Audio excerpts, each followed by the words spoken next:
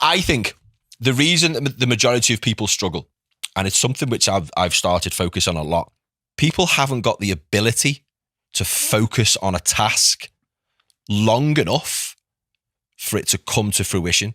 I don't think people's attention spans are strong enough to do the work required. And I think, again, I did a YouTube video about this the other day, I think we are that hyper-stimulated in life. Smartphones, just like incredible piece of equipment, fully designed to keep us on the platform as long as we possibly can, making us like pumping out dopamine all the time. We've got crazy films, crazy TV programs. Like literally, you don't have to do anything. You can get hyper stimulated. You can get massively excited. Porn is so readily available. Like I still can't believe quite what you can get your hands on the internet. So people don't really have to work for anything anymore, which means that the boring stuff, the delayed gratification, it becomes that much harder. Yeah. Because we're used to getting everything that we want straight away. Therefore, when we do have to look at the long game, when we do have to go, right, I know you want that takeaway, but the version of you in 3 to 6 months' time doesn't want you to have that takeaway. Yeah.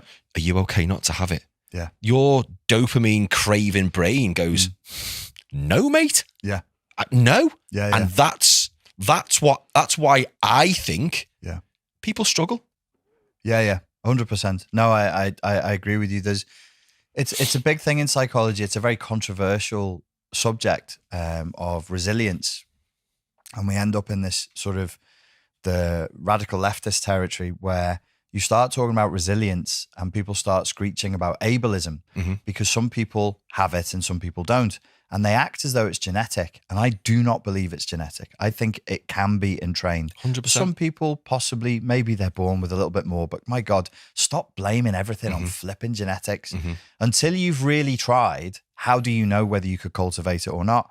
You mentioned impulse control, delayed gratification, maintaining focus. All of these things are destroyed by the smartphone, social media, many aspects of rampant out of control consumer capitalism that we live in now, because none of these things are good for corporations. Nope. If you've got self-discipline, an internal locus of control and delayed gratification, what the am I going to be able to sell you? How am I going to sell you all the cheap that I've made? Totally.